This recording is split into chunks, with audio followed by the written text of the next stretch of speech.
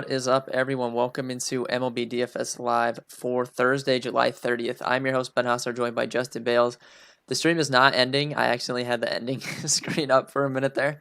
But we are here. We are live. If you guys are in chat, please post something so I know that you guys are there.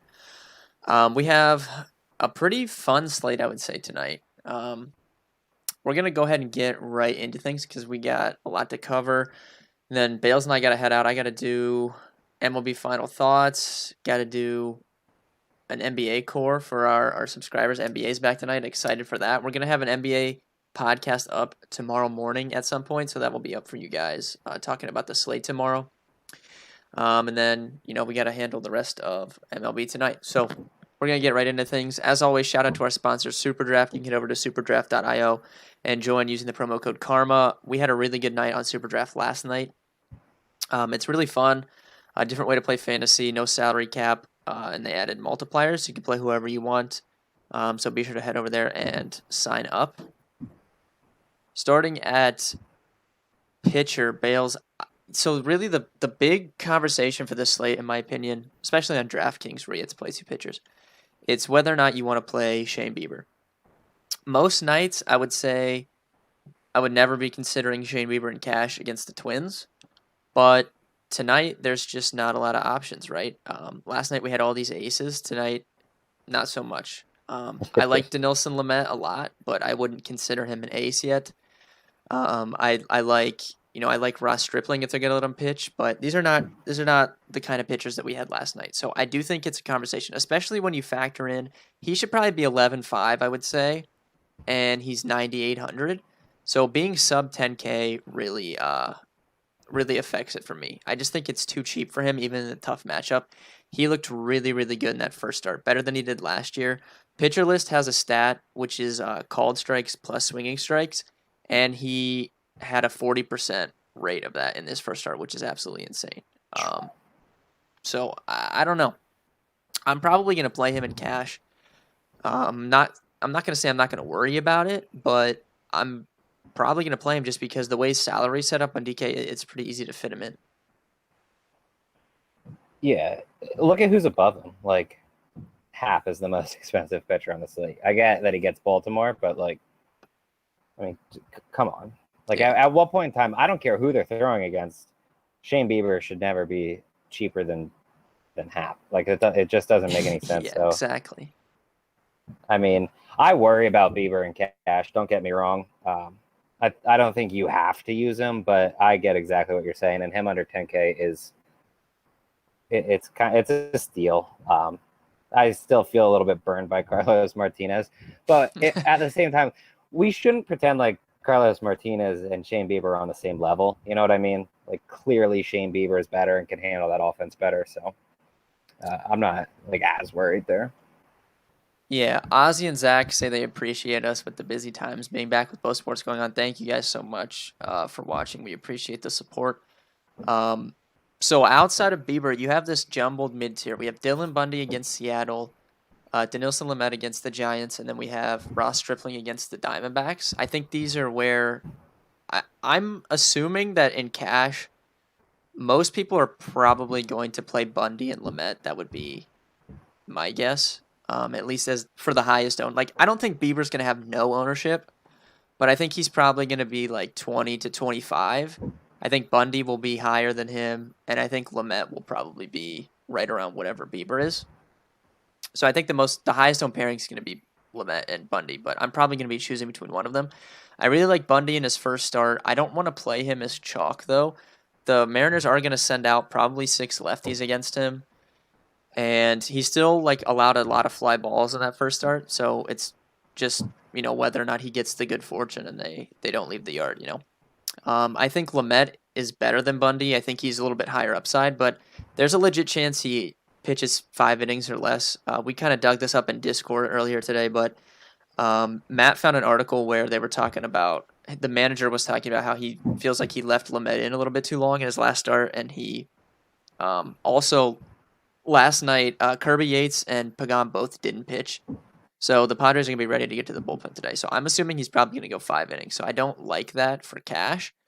but he does have strikeout upside. The Giants are not a super intimidating offense. And if they're both going to be owned, I trust Lamet a little bit more than Bundy. I don't know if you agree with that. Yeah, I do.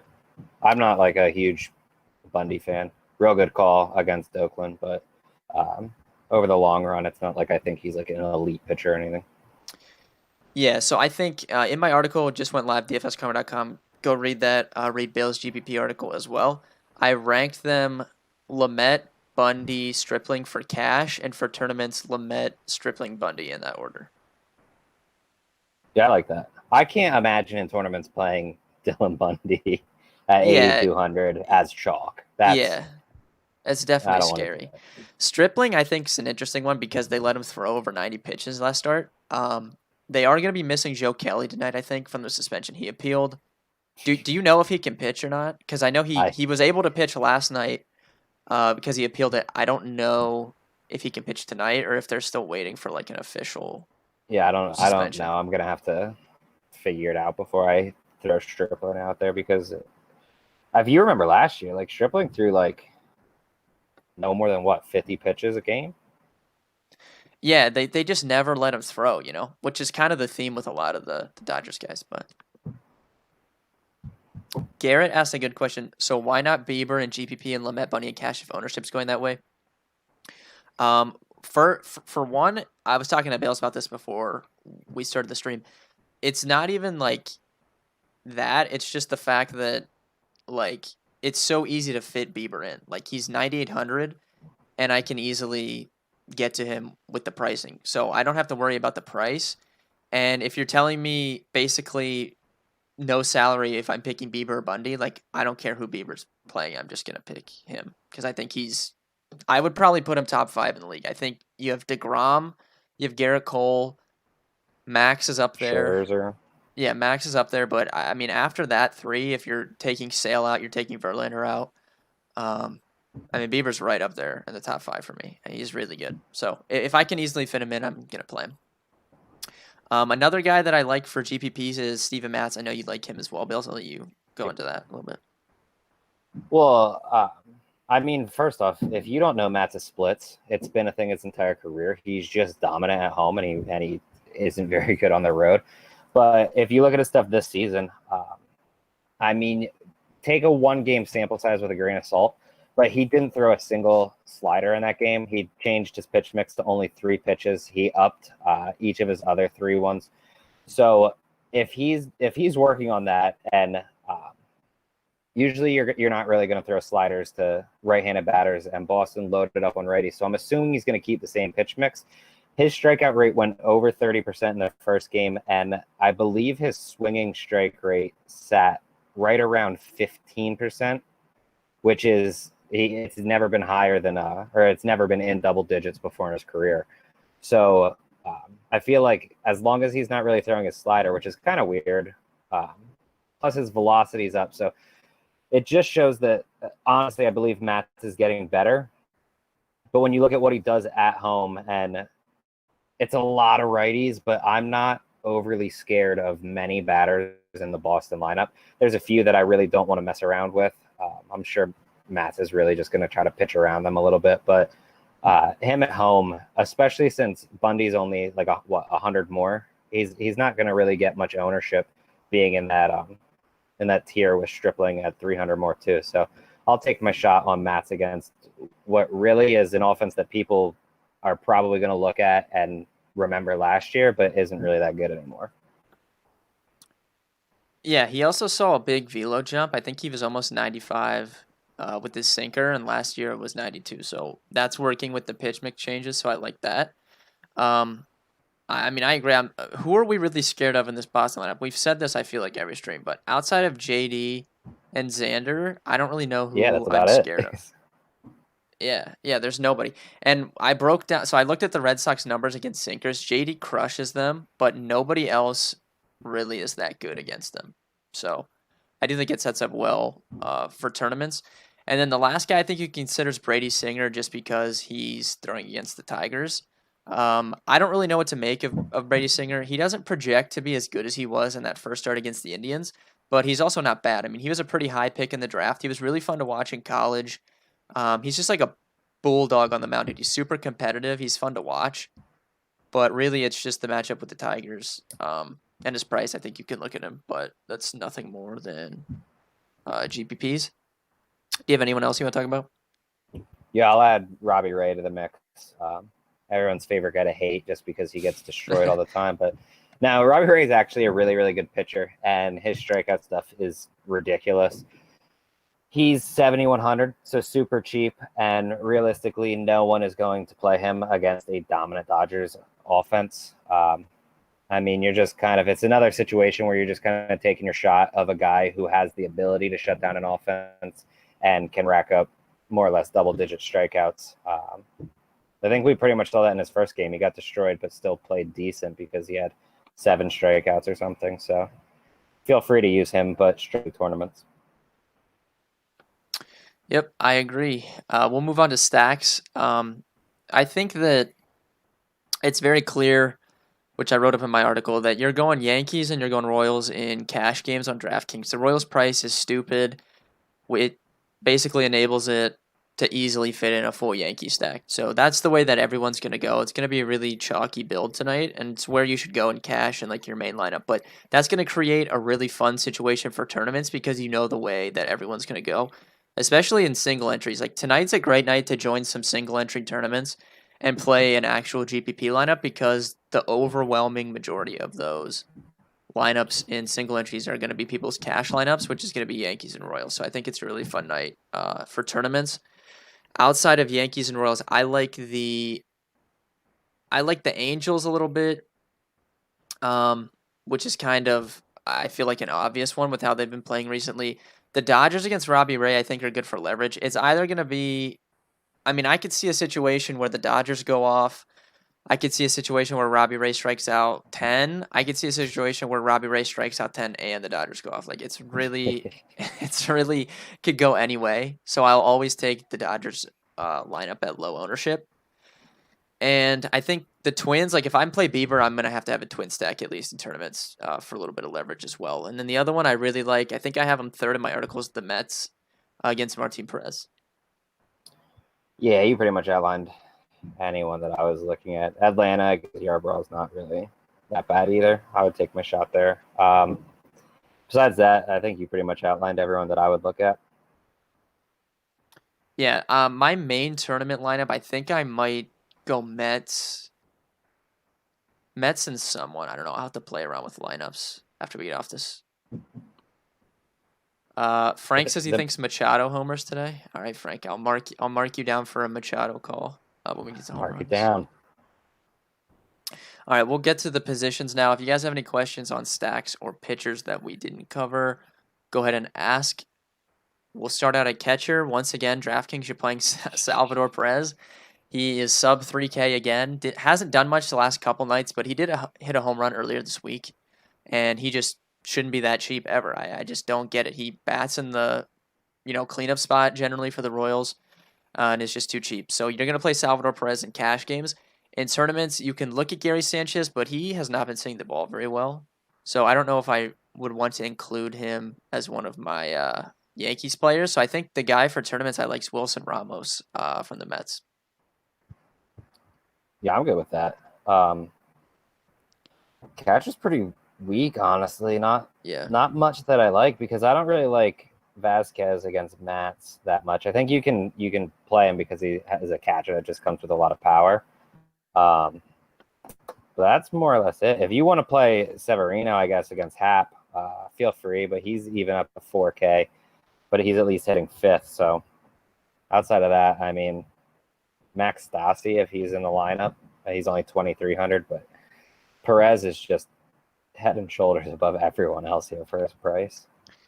Yeah, Ozzy asked Braves stack. Are you on the Braves at all? I mean, I'm not opposed to them. I just don't know if I'd put them over someone like the Mets or the Angels. Yeah, I mean, I think you can. It's not my favorite stack, but I think you can. Yeah, Cole. Sorry, I'm a bit late. Who are the pitchers to look at? We'll cover that again at the end, real quick. First base, I think for cash, you're playing Pete Alonso or you're playing Ryan O'Hearn. So you're either spending way far up or you're literally going min price. which is going to create, a lot of low-owned guys in that mid-tier. Luke Voigt is a way to get low-owned Yankees exposure, I think. I don't think he's going to pick up a ton of ownership. And then Albert Pujols against a lefty, I think you can look at him in GPPs as well. I like that. I'll just add Max Muncy. I feel like every Yeah. day it's like Max Muncy day. And Jose Martinez against the lefty, I don't mind. That's more or less it, though. Yeah, game time. Thanks for joining in. Oriole stack and GPPs. Yeah, I don't think that is a bad move at all. What's your thoughts on the Oriole stack? I was actually going to say them, but they don't rank up so high that I felt like it was a realistic option for me. But I do think that they make a good option. Like if you look at Hap's numbers against right-handed batters last year, it's just atrocious. And I believe the Orioles have quite a few righties in their lineup, so I don't really have any issues with it. Yeah, I think you start with Nunez, Santander. I think those are probably the first two, and then you can like Severino and DK for catcher would be fine.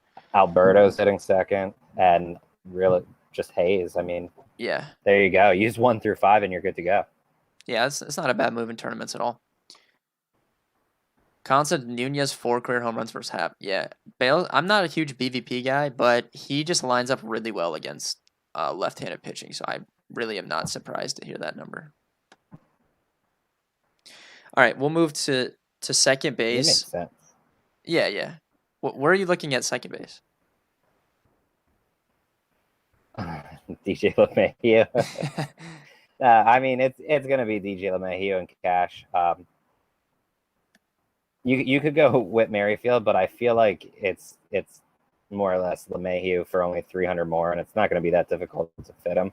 Outside of that, Ozzie Albies just hits left-handed pitching extremely well, and nobody is paying 5,600 for him. I would be willing to bet that. So I do like Ozzie Albies quite a bit. Hanser Alberto, I'm fine there. And then I think you can take your shot on like Ketel Marte if you just want a super high upside guy, but it's not really the best spot for him. I think I would prefer just spending down for Alberto at 3,600 there. Yeah, I agree. So it's definitely Witt or LeMahieu and cash. I would like to get. So you can also play Witt. I think LeMahieu's third eligible as well.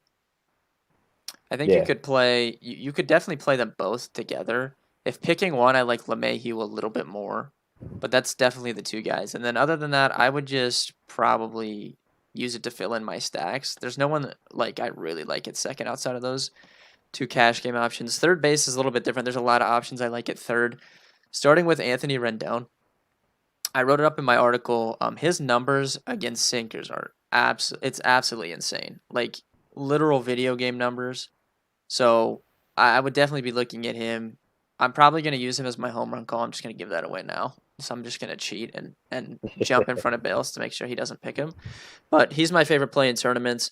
For cash, you're probably going back to Michael Franco. I know he's not up against a lefty, but he's still batting fifth. He's been seeing the ball really well this season, and he's still in price. I just don't understand the price tag. So you're probably going right back to him. You also have J.D. Davis from the Mets. I like him, sub 4K. I know you wrote him up in your article. I think he's a really good play. Yep. And then, if you want some low-owned exposure, we can shout out our guy Matt in Discord and use Gio Urshela. Yeah, I like that. I'll add Justin Turner. Anytime you can get Justin Turner against a lefty at lower ownership, take it. I have no issues there. If you want to do something really weird and go down, Harold Castro is only 3,200, and he's leading off.